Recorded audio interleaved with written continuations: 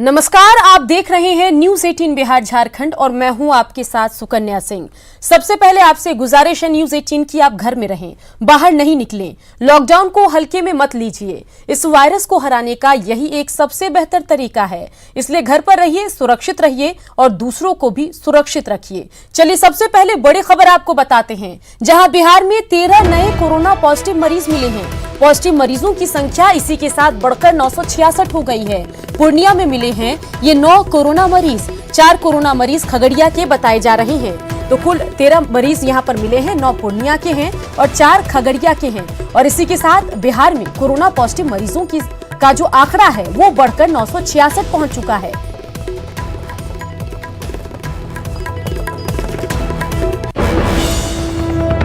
Corona संक्रमण से खुद को बचाना और पूरे परिवार को बचाना बड़ी चुनौती है। पटना के योगेश कुमार ने अपने घर को लोगों को कोरोना से बचाने के लिए, जी हां, उन्होंने अपने घर के लोगों को कोरोना से बचाने के लिए क्या कुछ इंतजाम किया है वो हम आपको इस रिपोर्ट में दिखाएंगे। पूरे देश की तरफ बिहार में भी कोरोना का संक्रमण लगातार फैलता जा रहा है और राजधानी पटना में भी लगातार कई केसेज आ रहे हैं। हम आपको लिए चलते हैं पटना के एक इलाके में जहां पर कोविड-19 प्रोटेक्टेड हाउस है और यहाँ के लोग रहने वाले इस कदर अपने को कोरोना से बचा रहे हैं। इसकी एक वानगी आपको दिखाना चाहते हैं। मकसद यही है कि आप भी अगर इसी ढर्रे पर चलते हैं, इसको फॉलो करते हैं, तो शायद कोरोना का संक्रमण जो है वो आप तक नहीं पहुँच पाए। यहाँ पे लिक्विड सोप भी है, आप हाथ और पैर धो सकते हैं बिना हाथ को टच किए हुए। आप देखिए पैडल के थ्रू ये पानी आ रहा है, वॉशर है ये। इसमें क्या है कि आप पानी है, पानी में ये सब्जी डाल दीजिए, फ्रूट्स डाल दीजिए और कोई भी घर में जो यूज होता है, सिरका, सोडा, खाने वाला सोडा है, फिटकरी है, नमक, कोई भी चीज़ है इसमें डालिए और इसको ऐसे बंद करने के बाद इसको क्लॉकवाइज और एंटी क्लॉकवाइज आप टर्न कर दीजिए। हाँ, कितने देर तक करना है? और 10-15 बार इसको तेजी से ऐसे कर दीजिए। क्या होगा फिर? सब्जी अच्छी तरीके से धुल जाता है। उसमें जितना पेस्टिसाइड है, केमिकल्स है, जर्म्स है, बैक्टीरिया है, वायरस है, सारा क्लीन हो जाता है। पहला घर होगा आपको इस तरीके का। ये अपार्टमेंट है? अपार्टमेंट है जहाँ पे जो अभी आप टनल देख रहे हैं ना, सैनिटाइज करने के लिए टनल, वो घर में ही बनाने की कोशिश की गई है। आप इस जगह पे आएंगे और वो भी ऑटोमेटिक है। इस जगह पे आते ही आप देखेंगे कि ये देखिए पूरी तरीके से सैनिटाइज हो गया। ये अपने आप यहाँ आने के बाद हो रहा है ऐसे? हाँ, जो ग्रोसरी का सामान है उसमें भी प्रॉब्लम हो सकता है, इन्फेक्शन हो सकता है। तो इसमें आप देखेंगे कि यूवी लाइट लगा हुआ है, ट्यूब है, और लेकिन इसको इस तरीके से डिजाइन किया गया है कि ये जब तक इसको आप बंद नहीं करेंगे ऑन नहीं होगा। ये इसलिए इस तरीके से, क्या बोलते हैं बॉक्स को? ये यहाँ पे है इसका यूवी सैनिटाइजर बॉक्स है, अल्ट्रावायलेट। आप मार्केट से सामान लाए, आप इस बॉक्स में रखते हैं? हाँ, वो थोड़ी देर के बाद सैनिटाइज हो जाएगा, उसके बाद अपने आप हो जाएगा, खुद हो जाएगा। ये देखिए यहाँ पे यूवी लाइट जल गया, आपको लाइट दिख रहा है। जाहिर सी बात है, मैंने जूता खोला है, चप्पल डाला है, मेरा हाथ जो है इन्फेक्टेड है। अब ये छोटा सा कुछ है, ये आपका हाथ जो है सैनिटाइजर? हाँ, सैनिटाइजर से। फिर इसके बाद, हाँ नहीं, अभी ये पूरा प्रोसेस है। अगर आपका बॉडी टेम्परेचर नॉर्मल है, तो यहाँ दिखा रहा है बॉडी टेम्परेचर, तो आपको एंट्री मिलेगी। और अगर आपका बॉडी टेम्परेचर ज़्यादा है एक सर्टेन रेंज से, तो यहाँ पे उसको अलार्म दे देगा साउंड से और लाइट से। इस जगह पे आने के बाद आप देखिए कॉल बेल खुद बज गया, लाइट खुद जल गया, मैंने कहीं टच नहीं किया है। फिर आप बोलेंगे खुल जा सिम, ये लाइट जल गया खुद से? हाँ, आप खुद। हाँ, यानी कि कहीं भी स्विचेज वगैरह टच करने की जरूरत नहीं है। और दरवाजा जो है वो भी खुलेगा, खुल जा सिम करके जैसे बोलेंगे, अंदर से दरवाजा हम बंद करा के आपको दिखाते हैं। जा सिम, अंदर से कोई नहीं खोलना है, ये बस इसको आप बोलेंगे। आपको डोर खोलने के लिए भी टच करने की जरूरत नहीं है। ये भी हाथ ऐसे हम जैसे डालेंगे, ये देखिए लिक्विड आ गया, ये पानी भी आ गया ऑटोमेटिक, और हम अपना आराम से सैनिटाइज कर अपने। हाँ। मैंने एक कोरोना टूल भी बनाया है, इंडियन कोरोना टूल नाम से। तो बिल्कुल योगेश जी ने जो कोशिशें की हैं, अगर आप इसको फॉलो करते तो निश्चित तौर पर आप जो इन्फेक्शन है कोरोना का, उससे अपने को बचा पाएंगे। तो सवाल है कि जब योगेश जी ऐसा कर सकते हैं तो आप क्यों नहीं कर सकते? कैमरा पर्सन राहुल के साथ संजय कुमार, न्यूज 18 पटना। चलिए सीधी तस्वीरें आपको दिखाते हैं और अब तस्वीरों में आपको नजर आएंगी देश की वित्त मंत्री निर्मला सीतारमण और यहां पर वो दिल्ली से ये सीधी तस्वीर हम आपको दिखा रहे हैं और इस दरमियान क्या कुछ वो कहती हैं वो भी हम आपको सुनाएंगे। तो बता दें कि सबसे पहले प्रधानमंत्री ने 20 लाख करोड़ के पैकेज का ऐलान किया और कल वित्त मंत्री ने कुछ हिंट दिया था कि किन किन क्षेत्रों में इस पैकेज का डिस्ट्रीब्यूशन होगा, किस तरीके से इसका इस्तेमाल होगा, किस तरीके से देश की इकोनॉमी को रफ्तार देने की प्लानिंग को लेकर चल रही है केंद्र सरकार। और आज वो आगे बताएंगे कि आगे इस पैकेज का ब्यौरा क्या कुछ होगा। After the announcement of the first tranche of stimulus package of rupees 20 lakh crore, the finance minister is going to share more details of the package under mission Atmanirbhar Bharat announced by the Prime Minister.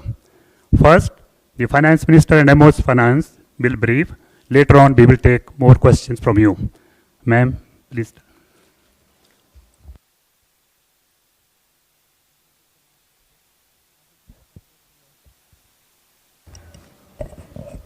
Good afternoon, friends.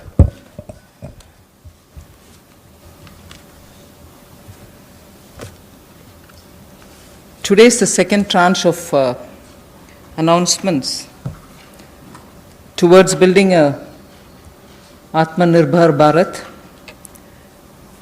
The slides will go on, but before we start the slides, just want to let you know that today's initiatives, which are getting announced as a part of the second tranche that we are announcing today, focuses on migrant workers, street vendors, small traders, self-employed people, small farmers. And when I say small farmers, there are a few items we say. So in all, about 9 steps that I will be announcing today. 3 relating to migrant workers, 1 related to the Sishu loan within Mudra, 1 related to street vendors, 1 housing, 1 related to employment generation largely for tribals and in those in the tribal pockets, and 2 related to farmers, particularly small farmers. But even as I say this, since you have been keenly listening and hearing what we are saying, many of them may have overlaps with the next package that we'll announce. So on farmers, for example, it's not as if I'm giving only 2 steps, nothing more. Arey kisan ke liye chhod de kaam. No, there will be more. But today I'm bringing in 2. Just as I said in each of the package, we'll keep in mind and prioritize concerns related to migrant workers, poor, those who are, in need, and therefore that will continue. So if I have not spoken about a certain thing today, it's not as if Government of India has forgotten. After all, let's please remember, within hours of having announced the lockdown, the Pradhan Mantri Garib Kalyan Yojana was for the poor, was for transferring cash to the poor, was for giving grains for the poor, and so on. And that's not enough. We will come with more. We are announcing more.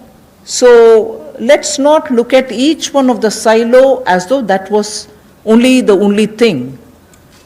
As I said earlier, there are tranches of announcements. Many things might overlap. Many of them might get mentioned here as well as mentioned once more somewhere else. So just a broad understanding on that.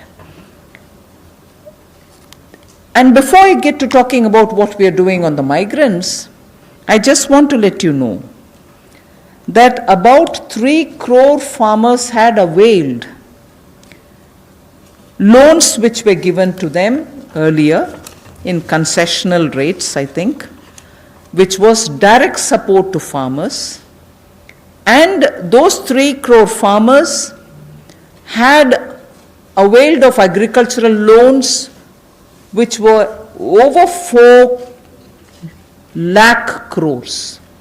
3 crore farmers who are marginal farmers had already benefited from 4 lakh crores of credit given to them.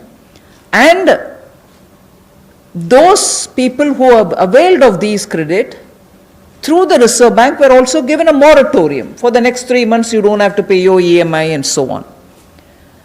Now, the interest subvention, which is normally given for prompt repayment in time, was extended till March.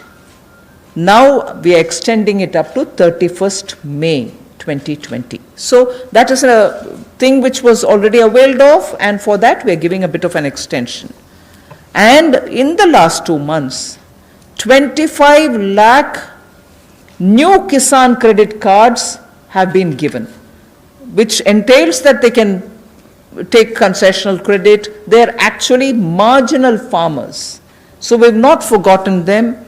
And those 25 lakh new Kisan credit card holders have also been given or sanctioned a loan which totals to 25,000 crores.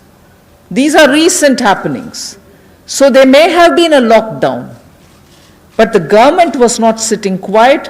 It has been attending to a lot of those who are in the margins of our society, who are desperately in need of assistance to carry on with their small work. तो आप सुन रहे थे वित्त मंत्री निर्मला सीतारमण को, जिसमें उन्होंने कहा कि ये जो पैकेज ऐलान किया गया है उसका लक्ष्य यही है कि जो लेबर हैं, जो स्मॉल स्केल इंडस्ट्री है, उनको बढ़ावा दिया जाए। चलिए बढ़ते आगे। कोरोना बंदी में बिहार में श्रम कानून में बड़ा बदलाव किया गया। अब श्रमिकों से 8 घंटे की जगह 12 घंटे काम कराया जा सकता है। 6 घंटे काम के बाद आधे घंटे का ब्रेक मिलेगा। ये बदलाव निवेश को प्रोत्साहन देने के लिए किया गया है। इसके अलावा ट्रेड यूनियन से जुड़े कानून में भी संशोधन किया गया है। ये बदलाव 3 साल के लिए किया गया। विभाग ने श्रमिक कानून में बड़ा संशोधन किया। इस वक्त हमारे साथ मौजूद हैं विजय सिन्हा, श्रम मंत्री हैं बिहार सरकार के। सर, क्या कुछ संशोधन किया गया और क्या कुछ किया गया है? श्रमिकों को उसकी पारिश्रमिक का पूर्णतः लाभ मिले, इसके लिए कुछ संशोधन कानून में तत्कालिक वातावरण को देखते हुए कुछ पीरियड के लिए किया गया है। क्या है सर और कितने समय के लिए किया गया? देखिए, अभी पूर्णतः जाएगी माननीय मुख्यमंत्री उप मुख्यमंत्री जी के पास, कैबिनेट से विषय आएगा, लेकिन ये सुधार की जरूरत पूरा देश महसूस कर रहा है और उसमें बिहार श्रमिक राज्य है। बिहार के हित में बहुत बेहतर रहेगा। हम 8 घंटा से अब 12 घंटा तक हमारे श्रमिक काम करेंगे। जो एक्स्ट्रा टाइम काम करेंगे उसका मेहनताना भी मिलेगा। तो ये नियोजक और नियोजन दोनों पक्ष के हित को ध्यान में रखकर हमारे जो बहुत सारे श्रमिक बिहार के अंदर रोजगार मिलता है, लेकिन वो ज्यादा लाभ मिलता है तो वो बाहर चले जाते हैं। तो कुछ इस तरह की व्यवस्था बने जिसके कारण बिहार में रोजगार का अवसर पैदा हो, पारिश्रमिक लाभ ज्यादा मिले और एक नया वातावरण का निर्माण हो। और एक चीज और बता दें कि बाहर के निवेशक भी बिहार आने के लिए आकर्षित हो, इसके लिए ये आवश्यक है। तो यानी कि अब बिहार में 8 घंटे से बढ़ा के 12 घंटे का काम श्रमिक कर सकते हैं और कंपनियां काम भी ले सकती हैं। इसके अलावा और क्या है? कुछ और भी गाइडलाइन जारी किया आपने? वो आपको मालूम हो जाएगा, वो आगे मालूम होगा। सरकार गंभीरता से विचार कर रही है जिसमें हमारे श्रमिकों का हित हो और निवेश करने वाले ज्यादा आकर्षित हो। बिहार सरकार का ही बड़ा फैसला। कैमरामैन सुबोध के साथ Anand Amritraj, news 18 network, Patna. Lockdown के बावजूद बिहार में निर्माण के काम शुरू करने के आदेश दिए गए हैं, जिसका एक मकसद मजदूरों को रोजगार मुहैया कराना है। ग्रामीण विकास विभाग हर दिन 1000 लोगों को काम देने का दावा कर रहा है, तो विपक्ष इसे महज चुनावी घोषणा बता रहा है। लॉकडाउन में बड़ी संख्या में प्रवासी मजदूर बिहार पहुंच रहे हैं, जिन्हें काम मुहैया कराना सरकार के सामने बड़ी चुनौती है। ग्रामीण विकास विभाग इसके लिए कई योजनाएं शुरू कर रहा है, जिसमें प्रवासी मजदूरों को काम दिया जाएगा। 37 प्रखंडों में नए भवन का निर्माण शुरू कर दिया गया है। इसके साथ ही अंचल कार्यालय का भी भवन बनेगा। इसके अलावा 19 प्रखंडों में सूचना भवन का काम शुरू कर दिया गया है। इसमें 1000 मजदूरों को काम में लगाया गया है। देखिए, लॉकडाउन के बाद जो भवन अधूरे रह गए थे उनसे काम शुरू कर दिया गया है और लगभग 1000 मजदूर हमारे काम कर रहे हैं। हालांकि विपक्ष सिर्फ कागजी घोषणा की बात कह रहा है।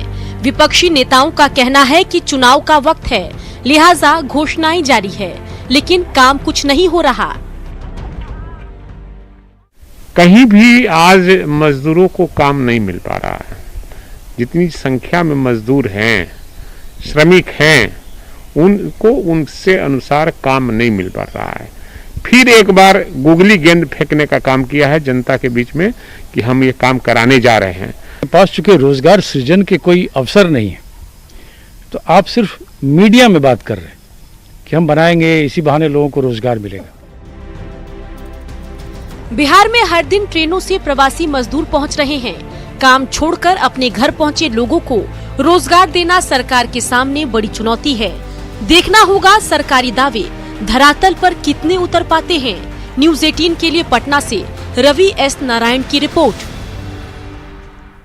बिहार में लगातार प्रवासी मजदूर आ रहे हैं। राज्य सरकार का स्पष्ट आदेश है कि इन सभी मजदूरों को 21 दिनों के लिए क्वारंटीन करना है, लेकिन कई क्वारंटीन सेंटर ऐसे हैं जहां जगह नहीं।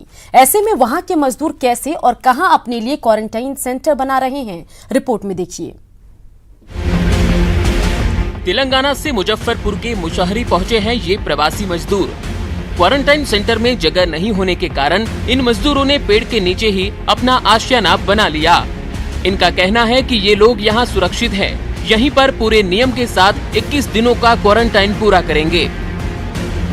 पेड़ के नीचे इसलिए हम लोग रह रहे हैं कि ये सेफ जगह है और यहाँ पे गांव वाले पहले भी रहा करते थे। वहाँ नहीं जा रहे हैं, वहाँ 10 जगह से 10 किस्म का आदमी आएगा। कौन है, कौन संक्रमित है, कौन नहीं है, कौन कैसा है, इसलिए इसी वजह से हम लोग वो डर के वजह से वहाँ नहीं जा रहे हैं। मुशहरी के राजवाड़ा पंचायत की मुखिया कहती है, तेलंगाना से आए ये सभी मजदूर इन्हीं पंचायत के हैं। सभी अपने गांव के पास ही एक पेड़ के नीचे साफ सफाई करके रहने लगे। पंचायत की मुखिया ने इन मजदूरों के लिए सभी जरूरी सामान उपलब्ध कराए। स्कूल में तो रखे हुए हैं, एक जगह 13 गो रखे हुए हैं, एक जगह 21 गो रखे हुए हैं और व्यवस्था कर ही रहे हैं और फिर व्यवस्था में लगे हुए हैं हम लोग सब। इन मजदूरों की थर्मल स्क्रीनिंग के अलावा कोरोना की कोई जांच नहीं हुई है। ये लोग खुले में शौच जा रहे हैं। दूसरे चरण की जांच के दौरान यदि एक भी मजदूर कोरोना पॉजिटिव निकल गया और उस एक मरीज से कई लोग संक्रमित हो गए तो इसकी जिम्मेदारी कौन लेगा? न्यूज़ 18 के लिए मुजफ्फरपुर से प्रवीण ठाकुर की रिपोर्ट। लॉकडाउन के दौरान सभी अपनी जान बचाने में जुटे हैं। वहीं मधेपुरा में महादलितों पर दबंगों का अत्याचार का मामला सामने आया। दबंगों की बर्बरता का वीडियो दिखाते महादलित समाहरणालय पहुंचे और अधिकारियों से न्याय की मांग की। पूरा मामला क्या है, चलिए इस रिपोर्ट में देख लेते हैं। मधेपुरा समाहरणालय के समक्ष न्याय की गुहार लगा रहे ये लोग सदर थाना क्षेत्र के हसनपुर बराही गांव के महादलित बस्ती के रहने वाले हैं। दरअसल 28 अप्रैल को दलित बस्ती में तोड़फोड़ और आगजनी की घटना के बाद दलितों ने 16 लोगों को नामजद आरोपी बनाया था, लेकिन पुलिस ने जांच करने के बाद 10 लोगों का नाम हटा दिया। फिर क्या था? पुलिसिया अनुसंधान पर सवाल उठाते हुए दलित बस्ती के लोग पहुंच गए मधेपुरा समाहरणालय। घर द्वार आग लगा दिलके, लूट लेलके, गाछ वृक्ष काट दिलके, कल तल खोल लेलके, पानी पिए ले बेटे से रहे ला घर नहीं छे। आरोपी पूर्व मुखिया और आरजेडी नेता रविशंकर यादव की माने तो जिस जमीन पर महादलित बस्ती बसी है वो उनकी पुश्तैनी जमीन है। महादलित इस जमीन को सरकारी बताकर अतिक्रमण करने में लगे हैं। आरोपी पूर्व मुखिया ने मारपीट और लूटपाट के आरोपों को गलत बताया। मेरा एक पुश्तैनी जमीन है, 1902 का। अनुसूचित जाति के लोगों ने रात में घर बनाना शुरू कर दिया और हम लोग वहाँ आग तक नहीं लगा है, उसको यही मना करने गए थे, तुम लोग काहे घर बना रहा है। हालांकि प्रशासन ने मामले के जल्द निपटाने का दावा किया है। एसडीएम के मुताबिक ये जमीन विवाद पुराना है और इसके सर्वेक्षण के बाद आगे की कार्रवाई की जाएगी। मामले जो है हम लोग पहले भी तहकीकात किए थे और दोनों पक्षों को बैठा करके समझाए थे, तो सॉल्यूशन निकल गया है। तो लॉकडाउन चल रहा है इसलिए अभी थोड़ा स्थगित है। अब तक 2 गिरफ्तारी के बाद अन्य लोगों की गिरफ्तारी का लिए छापामारी की गई है, लेकिन बहुत सारे नाम इसमें ऐसे दिए गए हैं जो कि घटना में लिप्त नहीं थे। वहीं SC/ST कल्याण मंत्री ने पुलिसिया जांच में आरोपियों के नाम हटाने की घटना को गंभीर बताया है और उच्च स्तरीय जांच की बात कही है।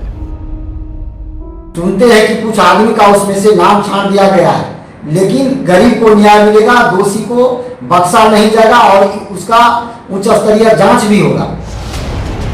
बहरहाल अब देखना होगा कि इस पुराने भूमि विवाद को मधेपुरा के प्रशासनिक अधिकारी कब तक सल्टा पाते हैं, ताकि पीड़ित दलितों को जल्द से जल्द न्याय मिल सके। न्यूज़ 18 के लिए मधेपुरा से दुर्बसु की रिपोर्ट। बिहार में शराबबंदी है और अभी तो देश भर में कोरोना बंदी भी है। ऐसे में अगर गाड़ी में विदेशी शराब मिले तो हैरान करता है, लेकिन मामला तब और बड़ा हो जाता है जब शराब की बोतलें विधायक की गाड़ी से मिली हो। फिलहाल बक्सर से कांग्रेस विधायक संजय तिवारी समेत 7 लोगों के खिलाफ मामला दर्ज कर लिया गया है।